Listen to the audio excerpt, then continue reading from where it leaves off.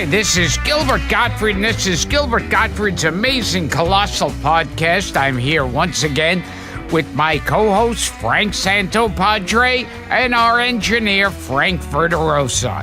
And we have the son of the legendary Buddy Hackett, his son, Sandy Hackett. Sandy, and a writer, producer, and comedian in his own right, I might add. How are you, man? Oh, is it my turn? Yes, you get to speak. You don't have to wait. I'm sorry. I'm sorry I couldn't be here, but I've been dead for a while, so I told my kid if you could fill in, it would help. That's a pretty good impression. And I got to start off this show because I've done this imitation 5 billion times.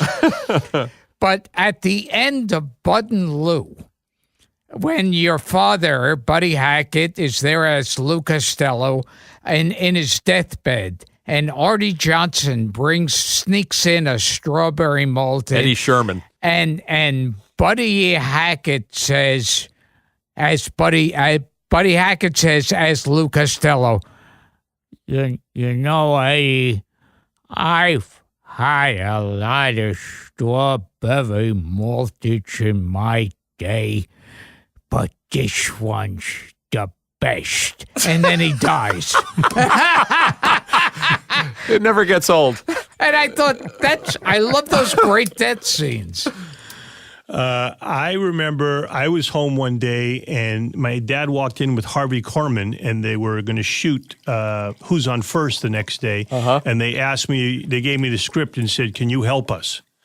And I said, "Sure, what do you want me to do?" They said, "Well, just make sure we're doing it right." So they started off, they got the first 2 lines right each, and then they just started ad-libbing, and I went, "Well, what the fuck am I doing here? You don't need me. You got everything perfect." They were hysterically funny, and Harvey was a great straight man, and they became good friends from that. But, boy, it was fun to watch him do that. It's so bizarre to see it, though, because your dad had such an outsized personality. To buy him as Lou Costello was very difficult because you can't take your eyes off the fact that you can't stop thinking that you're watching Buddy Hackett. Well, I don't know if you know this, but years ago, many years ago, Abbott and Costello, they got sick doing Fireman Save My Child. Yeah, we were just talking about it. Wait, then why am I here? No, tell the story. It's interesting. You guys know these stories. Yeah, tell it. But it's a great story. But our listeners do not. No, they just, I'm sure you know it as well as I do. You're film connoisseurs, and I know you love all this old stuff, but they had shot a lot of the stuff with Bud and Lou, all the long shots, and so now they hired my dad, and why can't I remember his name? You know. Hugh O'Brien. Yeah, Hugh O'Brien and your father. Hugh O'Brien was Bud, and your father was Lou. Yeah, I don't think of Hugh O'Brien as a comedian, but got big laughs. But yeah, that was a Spike Jonze movie too, right? He was in that, and that's where they went with the movie. They leaned a lot more on the Spike Jonze stuff than they did on the Bud and Lou stuff. Fireman Save My Child. And one connection I sort of have with your father is that when they were filming, when Penn Jillette and Paul Provenza were filming The Aristocrats, they were all talking about how your father did a great version of The Aristocrats. But during the movie, he said he was feeling weak and he didn't feel he could do it justice. What year was that they shot that movie?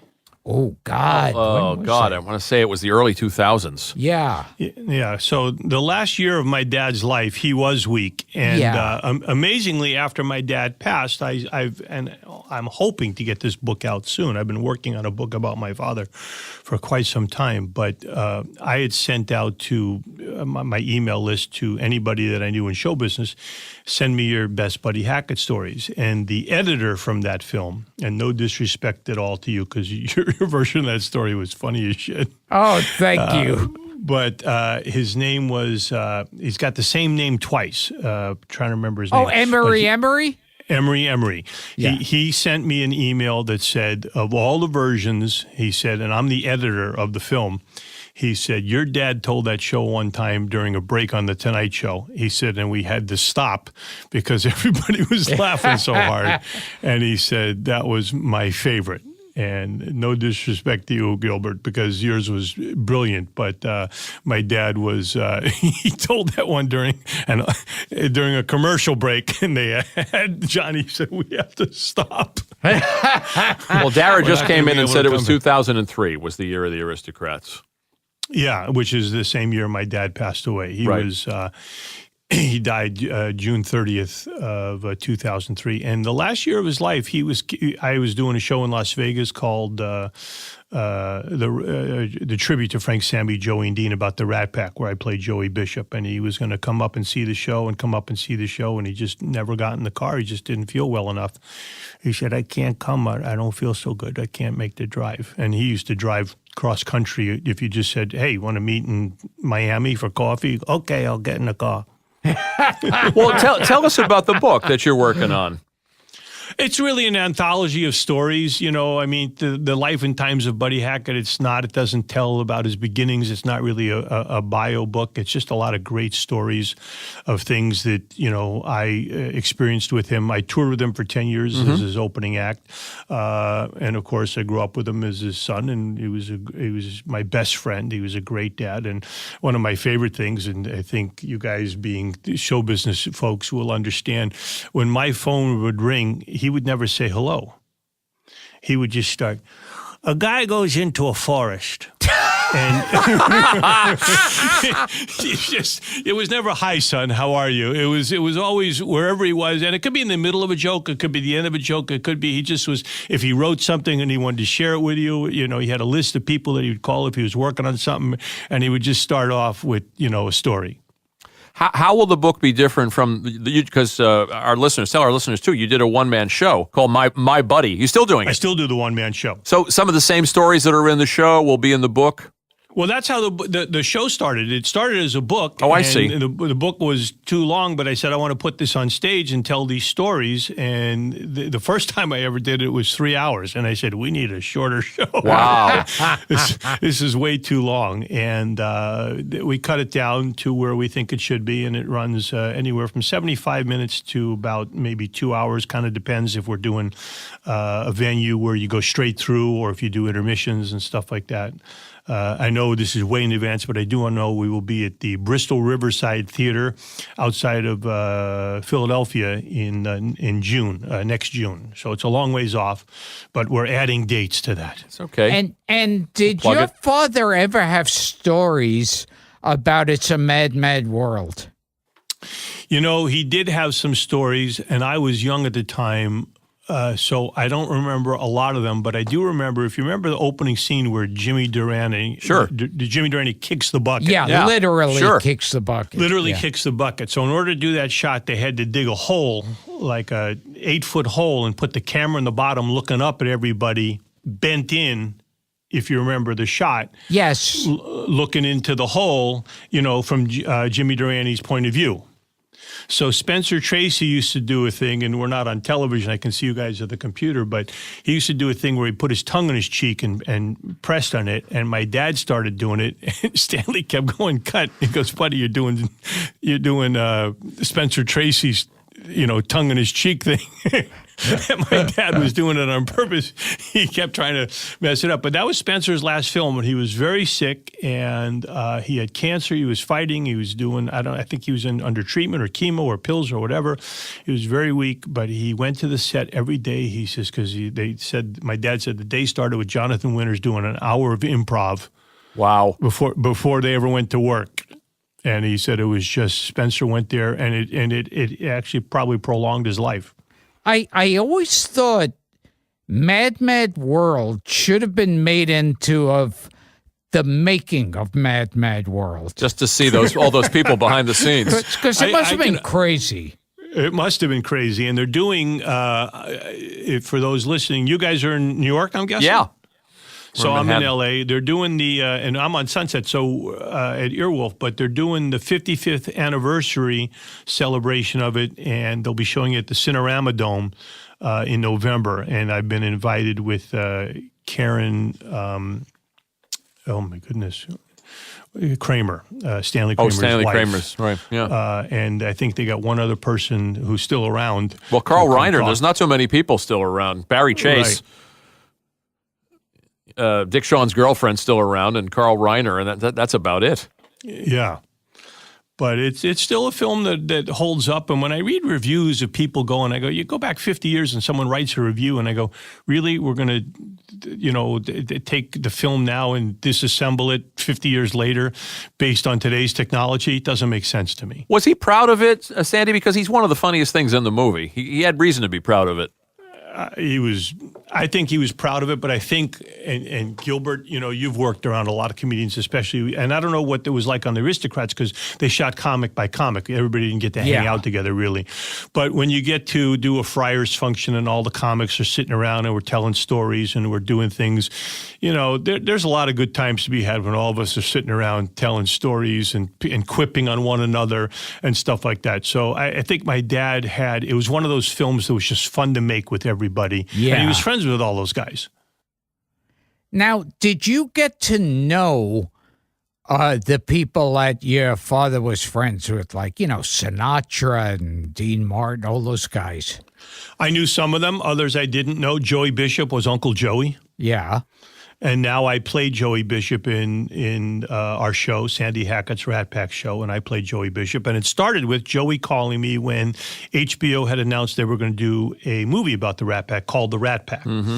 And it really, you thought it was going to be about the Rat Pack. What it turned out to be after they made it was a biopic about how Frank Sinatra helped to get JFK elected president, because they didn't really do much in the way of performance and tell the story of the Rat Pack. But Joey called me, and my phone rang one day, and I said, hello, and the voice goes, hello, Neff? I said, Uncle Joey. He says, yeah.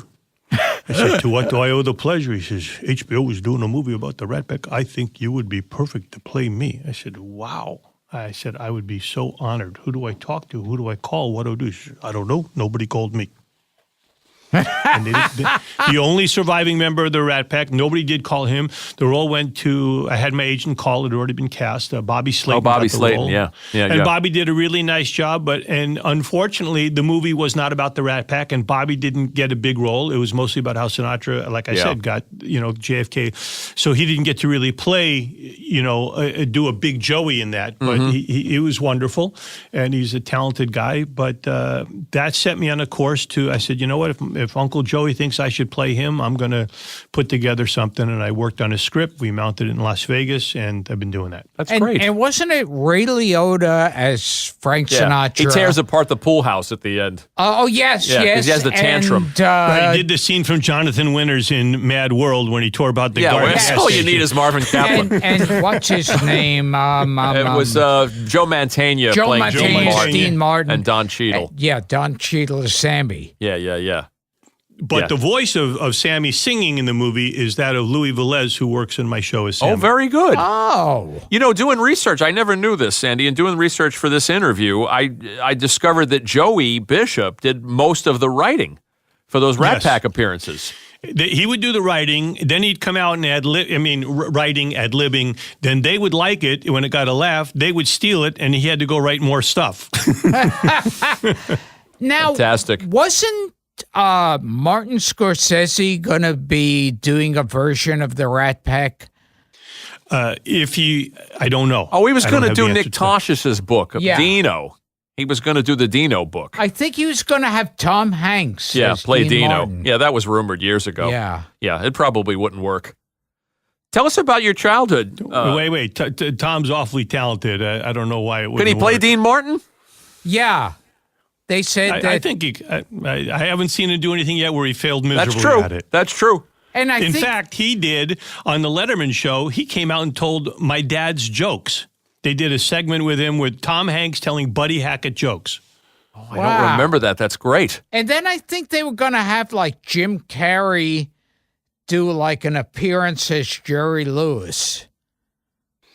That would have been ridiculous. Now, did you know Jerry? Yes, I did know Jerry. How was he like? I worked on I grew up in when I say I grew up in Los Angeles, and then eventually when I was 15, my dad was working in Las Vegas at the Sahara Hotel. He'd become friends with Del Webb, who owned the hotel in the earlier years, and Del Webb loved my dad, and he made him a vice president because he didn't know how to give him, take care of him in any way and show his love for him. So he made him a vice president. And then my dad used to tell a joke. He said, I was a vice president and they gave me a secretary with a 52-inch bust. He said, and I said, take a letter. She said, take a crap. It's all I can do to sit up.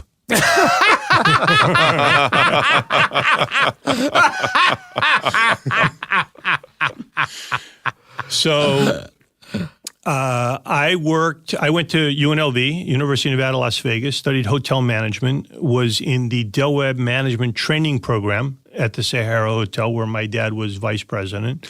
And the two were not a coincidence. I got placed by the school. You could look, and I said, if you could get me into the Sahara, and they said, okay. Went to work for a guy named John Romero, who was the marketing and advertising guy. And then I ended up working on the Jerry Lewis Telethon, which emanated from the Sahara for many, many years. And, in that world, they would have the affiliates meetings at the hotel and meetings all year long. And Jerry would come in several times a year, or they'd plan them when he was appearing at the hotel. And it was amazing to be around that and see how they put the telethon together and put the cadre of all the stations that they would air on labor. Now everything's cable and digital, but in those days they cobbled together, 200 stations around the country, UHF, VHF, small stations, big stations, to get the Jerry Lewis Telethon. Then every local market had their local telethon for 20 minutes and then go back to the national telethon. I was there the night Sinatra came and brought Dean Martin backstage to reunite with Jerry after 20 years. And I knew it was happening, and you had to keep it a secret. Don't tell anybody, but I had found out and knew. That was amazing. But, Jerry had, Jerry raised millions, tens of millions of dollars for charity. He never told the reason why, but he was a funny guy. He was a nice man. But he also had a reputation of not being a nice person, which I'm sure you guys are aware of. Yeah. But I will tell you one story that tells you, to me, what Jerry was. I was 21 years old, I think, and I got a job opening for Jim Bailey, female impersonator. I remember Jim Bailey, sure. Yes. Jim Bailey at the Fairmont Hotel in San Francisco. Not the nicest, most friendly room in the world. So my dad says to me, he goes, "You're not ready for this job, kid." I said, "But they hired me, Dad. I must be ready." He said, "I'm telling you." He said, "That's a very tough room. It's a tough city. You should turn it down." "But, Dad, they want me." "Yeah, but you're just not ready yet. I love you. I want it to be right for you, but this isn't it." Well, I didn't listen. Now, that week that I opened, my dad was filming The Love Boat, but it was the opening episode of the season, so they were out at sea on the real boat. No cell phones, so I can't get a hold of them. I fly to San Francisco. It's opening night in the Fairmont room. Jim Bailey, for those of you listening, female impersonator, he would come out as either Barbara Streisand and or Liza Minnelli. And I think he did one other, maybe Peggy Lee. And he would do 35 or 40 minutes as that person in full makeup and full outfit and everything like that. Then he would leave the stage. Then the comedian would come out and do 20, 30 minutes. And then he would come back as himself. So I did the show. It was the quietest 20 to 30 minutes you've ever heard in your life. It was kind of like you guys listening now. There was not a laugh to be had. And then I had to do a second show. And I remember that I was very proud of the second show because I got a laugh, which was way more than I got in the first show, which was none. And next morning, 6 o'clock in the morning, there's a bang on my hotel room door. I'm staying at the Fairmont Hotel. I go to the door, and as I'm about to go to the door, an envelope comes shooting underneath. I open up the door. There's an envelope. I open the door. There's nobody there. I open up the envelope, and it's the morning paper with the review circled in red. And it is lambasting me. And then the phone rings a few minutes later. It says, "Mr. Hackett, yes. Did you get the envelope underneath your door?" "Yes, I did." "You don't have to do the show tonight." I said, No, it's okay. I'll be better. "You don't have to do the show tonight." No, I got the envelope, but I saw what they wrote, and I'll be better. You don't have to do the show tonight. No, I'm going to be better. I promise you, I'm going to work all day long. I'm just going to sit in the room and write, and I'll be better. He says, you're fired. And I said, oh.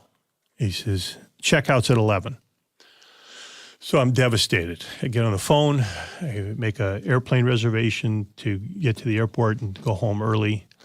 And as I'm walking out the hotel room door, I have my hand on the door handle and the phone rings. And I go, let me just answer that before I leave. I said, hello, and the voice, Mr. Hackett. No, we can't get a replacement for you until Thursday night. You can do 2 more nights. I think, thank you. You won't be sorry. So I worked the next 2 nights, and I got marginally better. I was certainly not prepared or ready. My dad was right. I couldn't get a hold of him. Now I fly back to Las Vegas on Thursday. I walk into the Sahara Hotel, and if you remember Las Vegas in those days, they would page people. So you'd hear your name paging, Mr. Hackett, telephone, please, Mr. Sandy Hackett. Isn't that a good operator impression? And I said, hello, and the operator said, Sandy, we have Jerry Lewis on the phone for you. And I said, okay. And the voice, he said, I said, yeah. He said, it's Jerry. I said, hi, Jerry. He said, I heard what happened. I said, yeah. He said, you don't feel good, do you? I said, no. He said, I just want you to know, Dean and I were the hottest act going across the country, from New York to Philadelphia to Cleveland to Cincinnati to Chicago. He says, can't get in to see. It's the hottest act in the country. We got to the Fairmont Room in San Francisco, and the critics destroyed us. They destroyed us. We died. He said, and you know who else died there? Barbra Streisand. So you know what? Someday you'll look back at this and laugh, but you're in pretty good company. Oh, nice. Now, I don't know if that's true, but that's what Jerry called to tell me and to make me feel better. So that's the kind of guy he really was deep inside. Oh, that's a great story. Great story. Well, he liked Gilbert. And he should. Yeah. I think he liked funny. I think he liked creative. He liked inventive. I mean, look, Jerry is one of those guys that invented so many things that they use in film today that today's filmmakers, a lot of them are oblivious to the fact that that was a Jerry Lewis creation, but the guy was a genius. At what point, Sandy, and I'm interested too in your laughing appearance when you were 11 and how that came about. But that was fun. It was after school. Go ahead. Did you want to ask something else? No, it's just, well, that's part one of the question. And part two is, at what point, I mean, that was an early taste of show business. At what point did you decide this is for me? I used to hang out with my dad a lot, and I went to a lot of Tonight Show tapings. Mm-hmm. I went to tapings of other shows he was on. I could go over a list of a lot of them, but one day he said, and my dad was very close with Dick Martin, and Dick had a son, Kerry, who I was friends with, and when we were little, living back east in New Jersey, my dad and Dick built a treehouse on the land, and Kerry and I used to play there all the time. And then we moved out to California. My dad one day said, I'm doing Rona Martin's Laughing. You want to come hang out? I said, sure. So I went there, and they're sitting there talking about this joke, and I'm just a kid hanging out and sitting somewhere. And I don't know if it's funny. Don't do it. It's not going to work. It'll work. I'm telling you. Trust me, it'll work. I don't know. What do you think? I think you just shoot it. What's the difference? It's not going to work. That's what the difference is. Why waste the film? And I'm 11 years old, and I go, I'm just a kid, but I thought it was funny. And it was like a scene in a movie. All the heads turned and looked at me and went, perfect. And the next thing, my dad walks over and says, you want to be on television? I said, okay, what do I have to do? He said, oh, okay. So he told them yes. They put a table. They had me sit on the table. My dad put an apple in my hand. And he said, when the camera, they say rolling, you just say that same line. So I say the same line. I'm just a kid, but I thought it was funny. He says, and bite into the apple. I did that. The juice from the apple dripping down. They go, cut. Print, and that was it. Then they took that and put it in between. They told the joke that they didn't know was funny or not. Mm-hmm. Then John Wayne goes, was that funny? I'm just a kid, but I thought it was funny. John Wayne, I thought so. And that's how Laughing went, and that's how I got the role, and that's how I did it. Now, the next year, they called my dad to be a guest star again, and they said, would Sandy like to be on the show? We'll write some stuff for him. And my dad asked me, I said, sure. So I came back, and they wrote a bunch of stuff for me. And your TV debut. My TV debut. Yeah. 11 years old, number one show in the country. Yeah, the show that helped get Richard Nixon elected president. Not bad. Yes. Yeah, we had George Shock it Schlatter to on me. the show. Shock it to me. And I remember, it seems like 1,000 years ago, your father doing a series of commercials, I think for a yogurt. Yes, Tuscan frozen yogurt on a stick. That's it. And one of them he did entirely in Yiddish. Yes. Yeah, good was memory, Gil. Hysterical. And not only did he do it in Yiddish, but they hired him to do, I think, 3 commercials, and they rented the studio for like 2 days. And so he said to them, well, you're not going to need the 2 days. And they said, well, we already paid for it. He said, okay, so, and I want this cinematographer, and I want this person, and this person, and this person. They hired everybody else, he said. And then he hired a wardrobe person. He said, go get me all these costumes. So they went and got a bunch of costumes, and then the guy was Arthur Berinsky, I think, owned the company. And he said, I want to do one in Yiddish. And he said, Yiddish? He said, why would I'd like to do a commercial in Yiddish. And Arthur Berinsky said, well, no one's going to understand it. He goes, I'll do it in Yiddish, and you put subtitles. And he said, okay. So they shot the first 3 commercials in like the morning. And they spent the rest of the time shooting the commercials he wanted, and they did the one in Yiddish, and then they put subtitles, and the sales went, I think, up 2,000% from that commercial. Wow. That's great. And that's a good memory, Gilbert. Pretty cool. Didn't he do the Lay's potato chips commercials He did. too? After Same Burt thing with Lahr? that. They hired it for 2 days, Right. and he said, "Okay, I'll do the ones you want. Can I do some of the ones I want?" And he had them get props and wardrobe, and he shot a bunch of stuff. They were memorable. Because I remember when he did the one in Yiddish, I was doubled over laughing in front of the TV. It's a funny language anyway, just to Yeah. see someone doing it. You don't even know what they're saying, but you're looking at Buddy Hackett going, wow, this is funny. But at what point, too, and I've heard you tell the story, Sandy, about how you told him you were going to do this, and then he asked, what name are you going to use? You hung out with him, you went to the set, so obviously you had the bug. The laughing obviously helped. Well, I think at 11, I don't know that I just went to hang out with Yeah, I was just having I knew fun. everybody. So, it's kind of fun when you're a kid. And amazingly, the other day, I went for coffee and ran into Howie Mandel, who I know, but I'm not best friends with or anything. But we took a picture together. My wife said, can we take a picture with you? And he said, sure. So we took a picture together. My wife posted online. My daughter comes home and says, oh my God, I love Howie Mandel. America's Got Talent is my favorite show. I can't believe you know him, Dad. Do you have his phone number? And I said, yeah. She says, can I see your phone? I said, what for? She goes, I want to FaceTime him. I said, no, you may not FaceTime Howie Mandel. So she goes, you're so mean.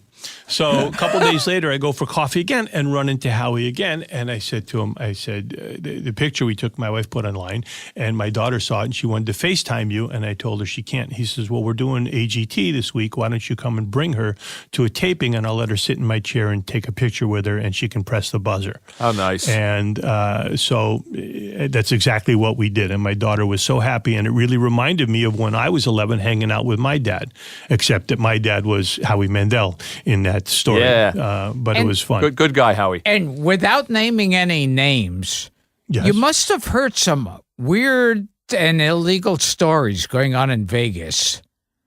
Illegal? Yeah. Like questionable things going on. What are you looking for, Gil? Yeah, Stories, dirt. people Thank you, buried in the Frank. desert? He's a legitimate businessman. No, not that you were. I'm not saying you were involved, but you must have heard stories. You're not saying I was involved, No, but do you think I was involved don't in think something you want to ask were about? I don't think you were Is involved there at someone all. missing? You want to know No. where they are? I'm just Be saying direct. there must have been some I have a map. scary stories that you've heard over the years coming from there. I went to Las Vegas, really, I was 15 the first time I really started kind of hanging out there and working. So I was at the very tail end of the quote-unquote mafia. Yeah. There was a story my dad tells. I don't remember it particularly well, but he got asked to do something for, someone from that side of the track, and he turned them down. And they came back and asked him again. And he said, I'm busy doing something or other. And they said, well, we'll get you out of that. We'd like you at this, whatever it was, dinner or show or whatever it was. So they did, and they didn't strong-arm him. They just said it would really mean a lot to us. And so he went and did the event. So a couple days later, the truck pulls up to the house with a jukebox. Now, those guys used to run, Sure. a lot of things, but they used to run jukeboxes. Vending machines. Yeah, but they would put a jukebox in and they would change out the records, and they made money that way as a legitimate business, but it got them into places.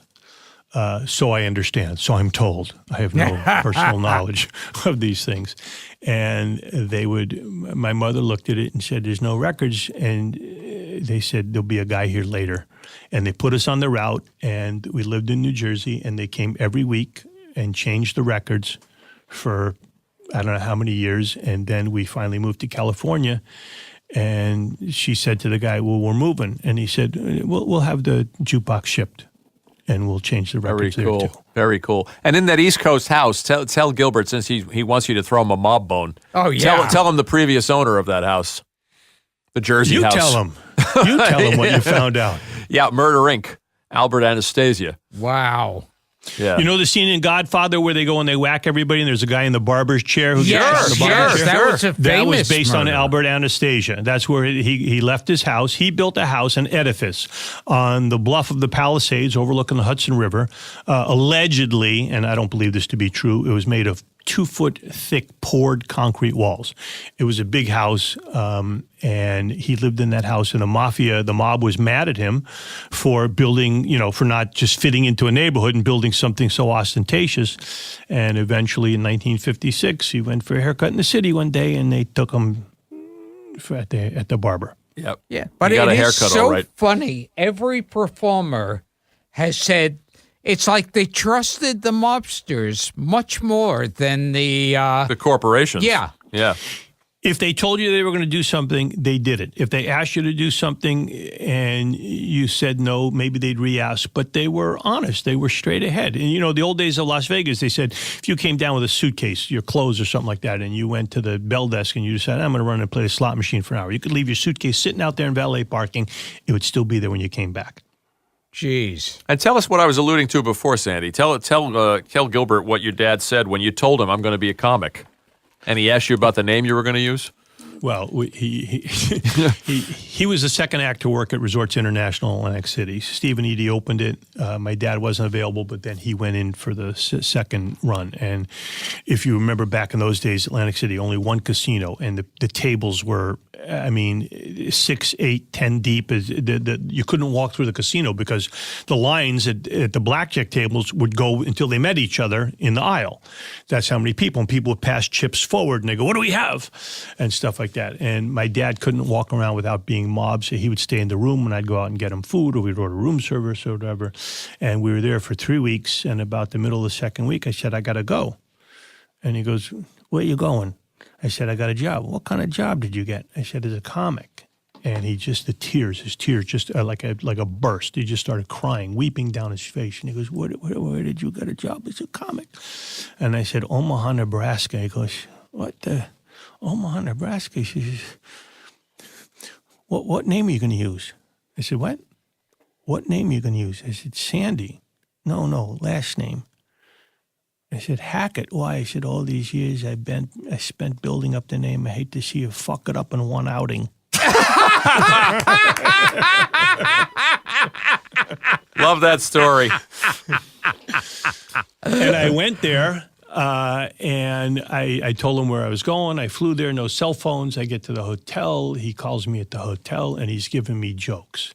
And he's giving me jokes and he keeps calling me every few minutes. Oh, here's another joke for you. Here's another joke. Here's another joke. And it was a place called Anthony Fucinero.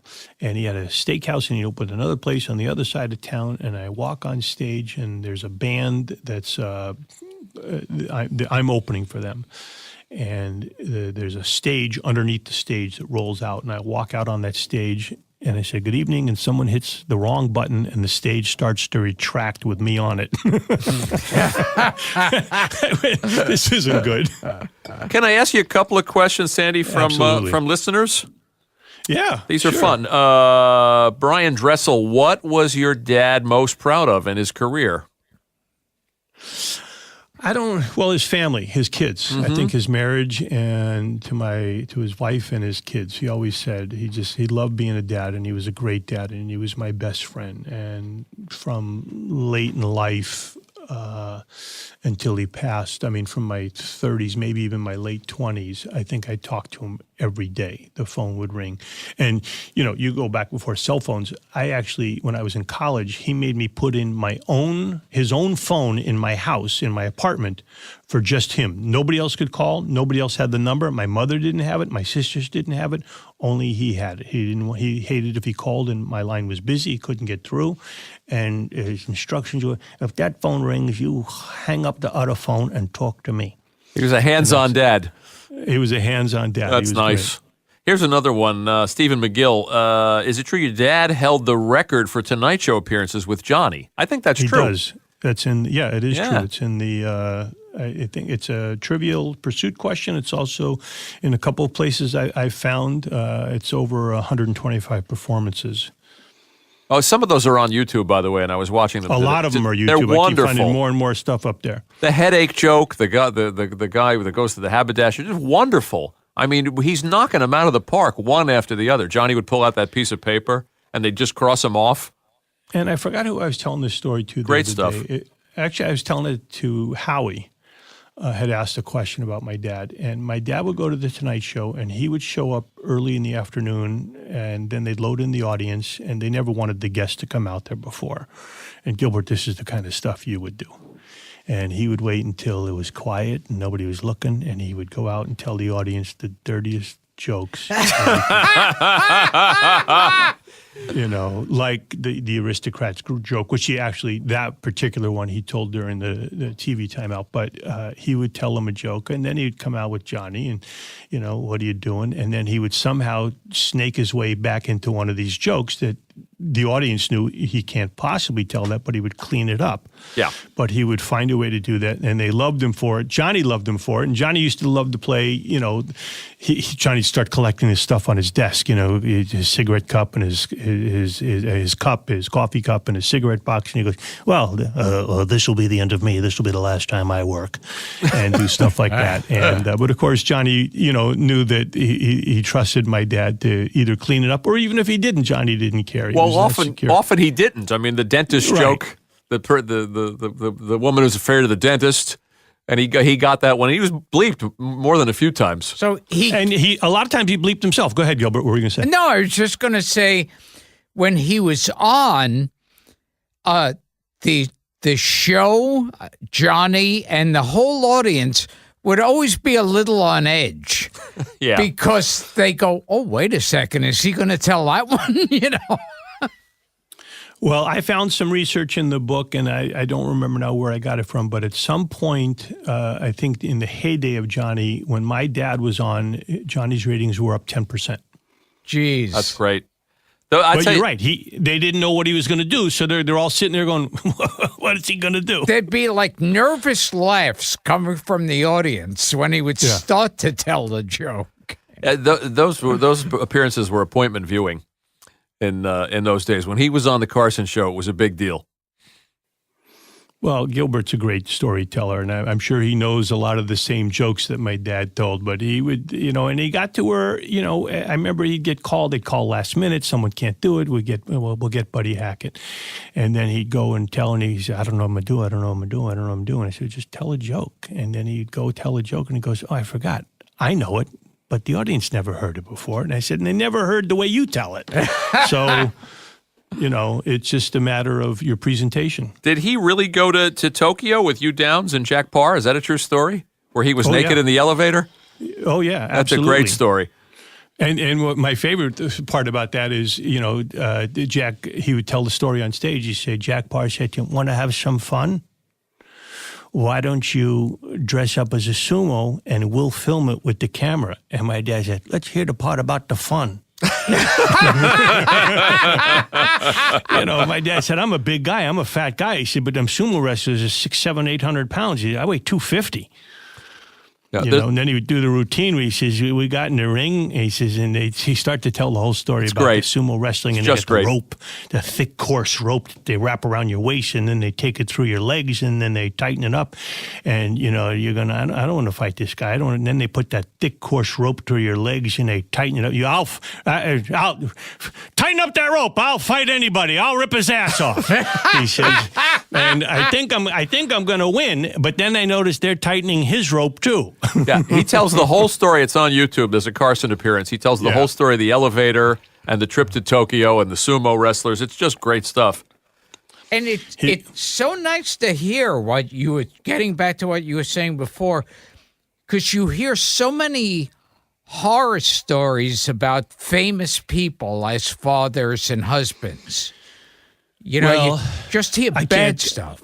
I have no horror stories about him. He was really my best friend. I tell you, I was 18 years old. I graduated high school. I drove to Las Vegas, and my dad said, "Don't speed." Okay, I won't speed. Whatever you do, don't speed. I won't speed. I take off. I'm doing, in those days, and I think the speed limit in those days was 55 for a while, and I was doing 91. And I got pulled over. I get to Las Vegas, and my dad calls. He said, "How was your drive?" I said, "I got a ticket." "I told you not to speed." So I was living with a friend of his, and he says, "I want you to take the keys and give them to Walter." He was the stage manager at the Sahara. I said, "How do I get on?" He said, "I don't give a shit. You're not speeding. You're not driving." He says, 18 days, no car. He said, "You could hitch. You could walk with Walter. You can walk, take a bike, take a bus. I don't give a fuck." He says, "You are not to drive. Am I clear?" I said, "Yes, sir." So I didn't drive. Now, at the end of the summer, I got to go to court in L.A. Superior Court downtown, and my dad goes with me, and we go in my car. And we go there, and the judge isn't even looking up. He's just calling off the case. He says, "Hackett, Sandy Hackett?" "Yes, sir." He says, "A 91 and a 50. He says, what do we do for that?" 30 days. And my dad says, "Excuse me, if it'd be all right if I addressed the court?" And the judge, did that thing where he peers over his glasses, and he says, "That sounds like Buddy Hackett." And he looks up, he says, "That is Buddy Hackett." He says, "What are you doing here?" He says, "That's my son." He says, "And you want me to give him a break?" He says, "No, sir, I don't." He says, "I just want you to know that I took away his license for 18 days. The judge took off his glasses. He says, "Really?" He says, "Yes, sir." "How'd you do that?" He said, "Made him give the keys to a friend. They told me he couldn't drive." The judge looked at me, he says, "How'd you get around?" I said, "I walked, I drove, I hitchhiked, I took the bus, I took bicycles, I caught a ride with my friend." He said, "Did you drive a car?" "No." "Anybody's car?" "No, sir, I did not." "How many days?" 18. He said, "Boy, I wish we had more parents like you, buddy."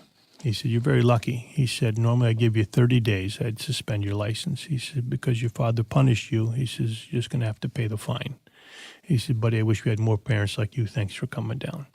Oh. So I paid whatever the fine was. We leave. My dad says, "I'll drive." We leave the courthouse. He goes down Olympic Boulevard, and we drive a couple miles. He turns into a tire place. And I said, "What are we doing here?" He says, "If you're going to drive that fast, you're going to need much better tires."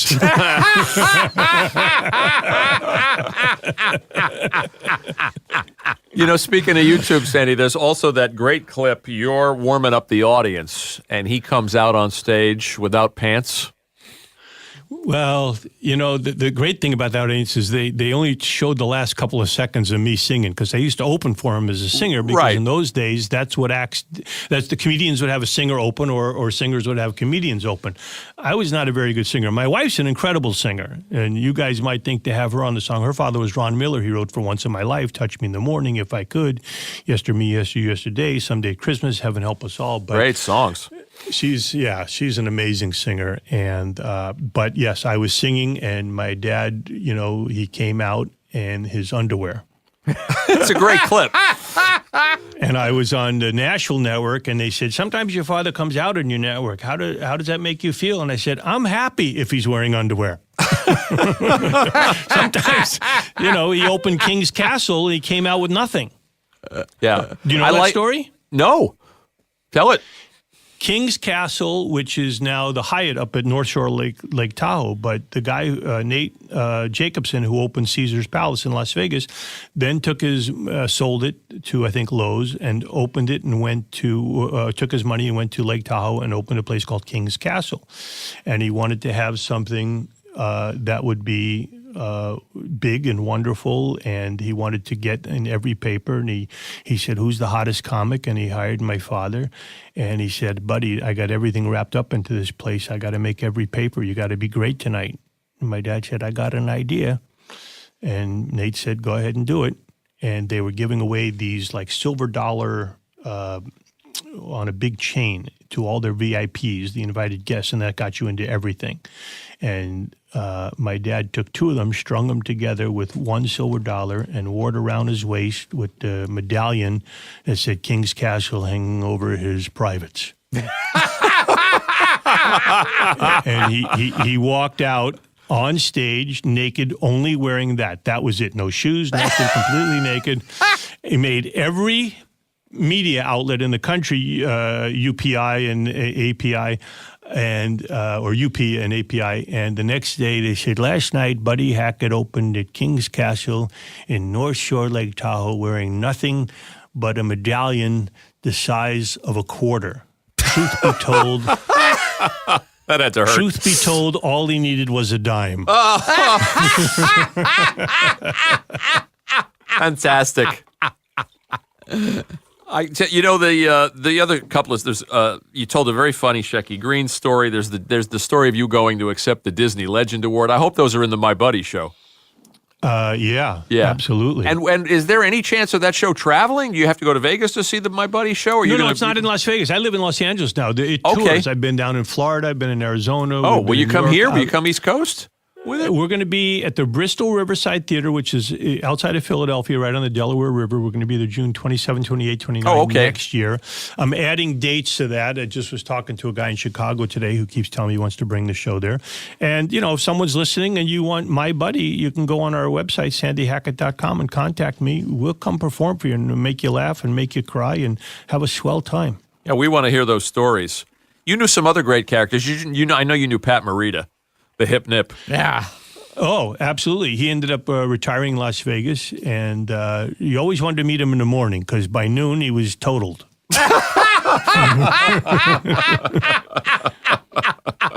I saw an interview with you and him. It was great online. Did you know Jack Carter, too? I did know Jack Carter. I didn't know him particularly well, but my dad threw a party one time, and he had a cake that said, "Fuck Jack Carter." And I still have the picture, and I go, it's a waste of a cake. And Jack Carter, I heard, was one of those people, he didn't care about insulting anybody. No. He wasn't going out of his way to be nice to anyone. What about Rickles, Sandy? Wow, spend time with him or get to know him? I didn't know him particularly well. I remember I might have been 14, 13 years old. First time I'd seen him in Las Vegas. I saw how vitriolic he could be from the stage. Didn't realize that was an act at that age. And my dad said, "Don Rickles is coming by," and I'm sitting at the table just cutting my meat like a maniac, waiting for him to come and go, "How you doing, kid?" And I'm going to attack him. At 14 years old, I'm going to get Rickles. And the doorbell rings, and we walk to the door, and my dad's there, and Don looks down and says, "Oh, you must be Sandy. So nice to meet you." The nicest guy in the world. And totally diffused me. But I met him several times over the years, and then he worked at the Sahara, and I worked in the kitchen and would bring him food sometimes or cook for him. Or I went to see him. I think the last time I saw him, he was at Westbury, and I went to visit him. And my dad was still alive, and he goes, "How's Pop?" And we talked for a few minutes. But he was a funny bastard. Yeah, I heard Rickles was he was a complete opposite. Oh, complete opposite. Yeah. Like you. Yes. Gilbert shocks people when they find out he's actually rather sweet and civilized. They fear the worst. That's what's fun about the act. You get to do things and just be, somebody different and fun. And, once in a while it creeps into real life when you need it, but it's a lot of good stuff. And did you know Sinatra at all? I met him a handful of times. And one time he called me to ask for a favor. Can you believe that? Ooh, Sinatra called me to ask for a favor. I'd be scared. We were doing the showcase at the Mint Hotel downtown, which was across the street from the Golden Nugget where Sinatra was appearing. So we used to have rehearsals in the afternoon on Mondays at 1 o'clock. I'd go down there and all the acts would come in. So this kid comes down and he puts his stuff down there and the phone rings and the operator says, I have Frank Sinatra on the phone for you. I go, yeah, sure. So I said, hello, and the voice says, this is so-and-so. I work for Mr. Sinatra. I said, okay. He said, there should be a kid there named, and I don't even remember the kid's name. He says, he's a singer and Frank wants to come over and see him.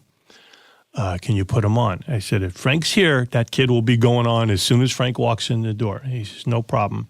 He said, what time would that be? I said, what time do you want to go on? He said, we have 2 shows. He says, Frank can be finished and we can walk over there probably a little after 10. I said, okay. I said, I'll hold him and I will change everything. As soon as Frank walks in, I will put him on. And he goes, hang on, Frank wants to say thank you. Okay. So I'm waiting, and all of a sudden, the voice says, San, like we're friends forever. And I go, yes, sir. My voice changed about 4 octaves, and he said, everything okay? I said, how's Pops? I said, good. He says, any problem putting that kid on tonight? I said, no, sir, as soon as you come over. He said, I don't have a lot of time. I said, he will go on the moment I see you. He said, great, we'll see you tonight. I said, okay. He said, can I do anything? No, it was actually that night he came over. We put the kid on. We saw him. You could see in those days from the lounge stage, you could see Sinatra walking across the street, Fremont Street, into the hotel. They had those air curtains, the air conditioning curtains, and Frank walked in. There was 5 or 6 people with him. And I was on stage, and I said, halt everything. And I had everybody ready. Whatever his name was, you're on next. And Frank was there, and then he notioned me over, and I came over, and he said, thank you very much. And the kid sang. He says, he's a friend of mine's son. I wanted to make sure he got on. So he sang. Frank watched him. He says, can I do anything for you? I said, I'd love to come see your show. If it's not, there's no problem. He says, talk to so-and-so. We'll take care of you. And I went to see him. Rubbing shoulders with greatness, Sandy. Yeah. And since Gilbert brought up Sinatra, can you tell the story? And I'm going to fuck it up. So was it your father that was introducing Frank? No, Shecky was closing night at the. You mean is that the one? Yeah, that's closing the one. Night at closing night at the Riviera Lounge, and everybody in town is there. Vic Damone's opening, and all the singers in town, Tony Bennett and Jack Jones and Wayne Newton. I don't even remember. Every singer gets up, sings a song. Vic's introducing them, and now Shecky's on, and he's killing it. And now he starts to introduce everybody in the room, and there's only 2 people he hasn't introduced. Frank Sinatra, who's sitting almost ringside. You can see him in the stage lights. And my dad, who Shecky didn't know was coming over, and I'm in the back with my dad, and I'm 18 years old. And Shecky goes, well, there's only one person left to introduce. And I'm thinking, 18 years old, I want my dad to be introduced. It's my dad. All these entertainers up and down the strip have been introduced. He's not going to mention my dad. He's looking right at Sinatra. He says, how do you introduce God himself? And my dad got up, ran right down to the stage and said, Shecky, forget about me. Frank's here.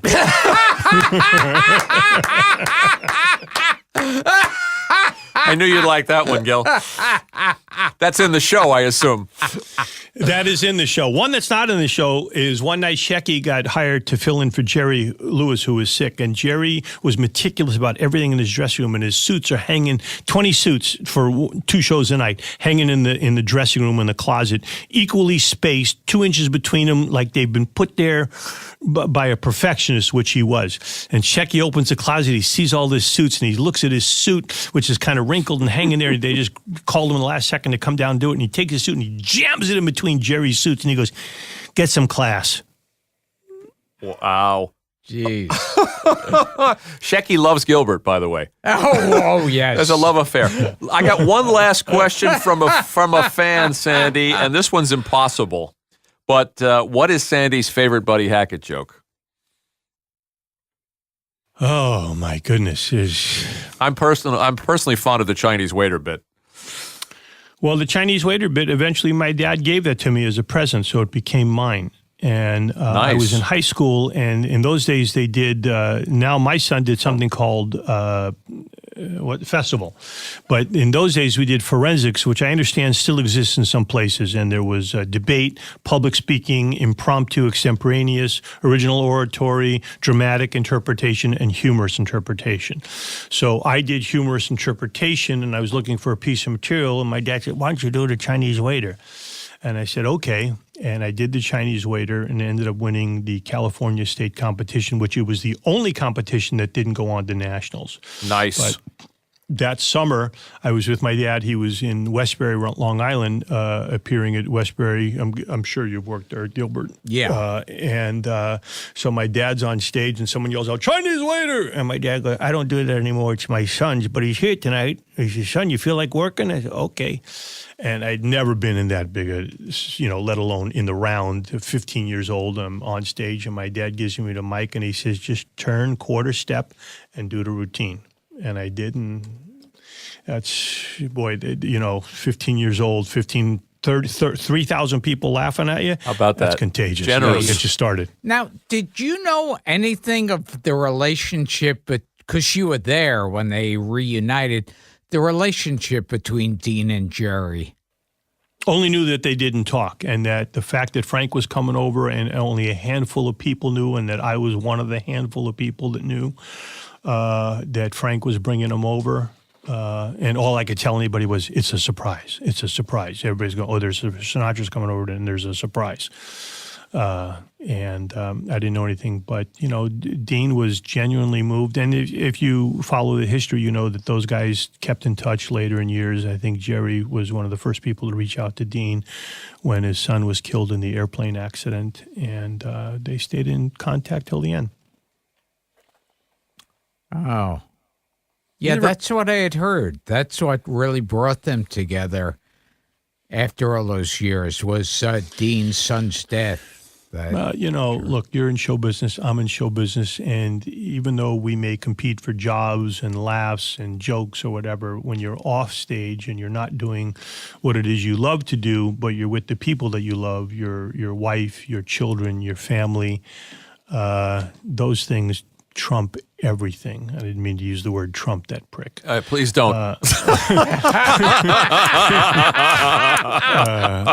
But you end up in a situation where you understand there's things so much bigger than show business, and the loss of a child for a parent is just the most terrible and devastating there is. Of course. I mean, the silver lining, I suppose, is that they were able to, not that it's a silver lining, he lost a child, but that they were able to scrape together some remnant of the old friendship, of the old relationship at the end. I don't even know if it was that. I just think Jerry was sympathetic. I think Dean was a shadow of himself from that point forward. That wrecked him. Yeah. That was, by all accounts, that just destroyed him as a man and a person and a father, and he just never, ever recovered from that. I heard a story that when the news came out that Dean Martin's son died, that Jerry Lewis said to his wife, "My partner died today," because he knew that would kill Dean Martin. That wouldn't surprise me at all. I'm a dad. Are you a dad, Gilbert? I don't know. Or Frank, are you a dad? So you know what it's like to have kids. I mean, look, when Howie invited me to bring my daughter and be his guest and sit at his chair and take pictures, I was so happy to see the smile on her face from ear to ear, and that Howie would do that for me. For my daughter, that was better than anything I've ever. Look, we've been on stage with laughter and people laughing and standing ovations, but when I pick up my daughter at school and she wraps her arms around me and says, "Hi, Daddy," it is just, my son too. Those are the moments that are so much more important than what we do in this business. And I love telling these stories and I love being on stage, but it's all about them. Yeah. Give us your plugs, Sandy. The show's going to be here in June in Philly. At the Bristol Riverside Theater in Bristol, Pennsylvania. I think it's that weekend, Thursday, Friday, Saturday, Sunday, 5 shows. Bristol, Pennsylvania, okay. Or 3 shows. I don't even remember how many shows. And we're looking to add dates now that we have that. And that's the My Buddy show, right? The My Buddy show, yes. And the Rat Pack show? Sandy's Hackett Rat Pack Show is touring regularly. We are all over the country. You can go to our website, sandysratpack.com. You can go to mybuddyhackett.com or sandyhackett.com and contact me, and we will get you booked, and we will come entertain your folks. And fantastic. The Buddy Hackett stuff is fun. We got a lot of clips, a lot of stories you haven't heard here, and even if you've heard them here, by then you won't remember them. What would you say before we go? What would you say if I told you that a woman who lives in my apartment building, down a couple of doors down from me, who I recently got to know, surprised me one day by telling me out of the blue that she used to go out with Buddy Hackett? Obviously, Mom? before he met your mom. I would just say Mom. and I should. I'll tell you her name afterward. I should tell you, so 1,000 years ago, I did get a chance to run into your father at some event and tell him how much I enjoyed that yogurt commercial in Yiddish. I think I was with him, and you obviously gravitated towards him, so you wouldn't remember me, which is absolutely fine. But because then, and I hate to even say this, he goes, "Who was that?" Because he just doesn't know sometimes. Hilarious. No, and that's how this world is, and especially now with social media, we come up and I want to meet so and so, and they go, I want to meet so and so, and you meet them, and they don't know who you are, and you think, but that's a big person, they should know you, but they don't, because we're 30 years apart. We just don't travel in the same circles. One of my favorite interviews was with Alan Alda, who he said, I got to this party and Walter Cronkite was going to be there, and I was so excited to meet him, and it's all I wanted to do. The only reason I went to the party was to meet Walter Cronkite. I was such a fan. He says, and I finally got to myself in position, and I walked up to him, and I said, "Hi. And he goes, "You're Alan Alda." He says, "I'm Walter Cronkite. It's very nice to meet you." And I said, "You're Walter? I know you're Walter Cronkite. I came to meet you." I said, "Why would you have to tell me?" He said, "I never know if somebody knows who I am or I don't. So I always introduce myself so it takes the embarrassment away from them in case they're going, 'You look familiar.'" Great. "Who are you?" So he says, I tell them right away who I am, and then they're off the cuff. Before we go, Gil, you must favor. Hi, I'm Gilbert Gottfried. You must favor Sandy with your Bing Crosby story. Oh.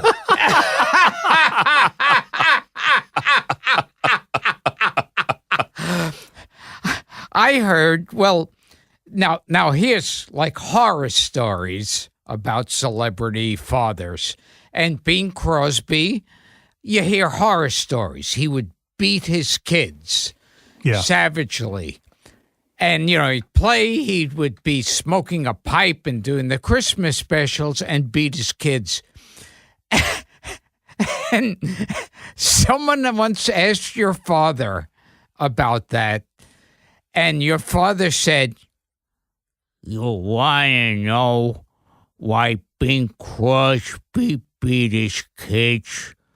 It's 'cause Bing Crosby couldn't get a hard on."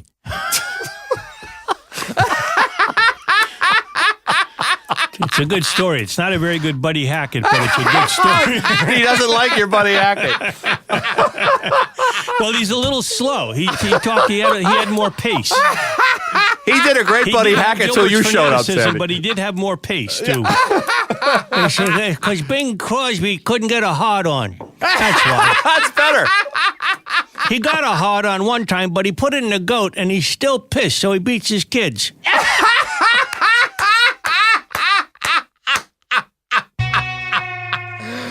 Well, this was fun. I'm Gilbert Gottfried. I'm here with Thank you so much for having me on, guys. Of course, Sandy. Thanks for doing it.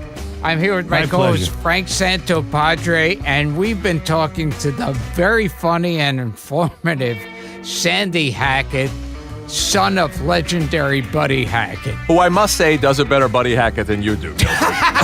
I think he's a little more familiar with it. It's in the genes. Sandy, this was a kick for us. Thank you so much for schlepping. Take care. Thanks a lot. Okay, man. Bye.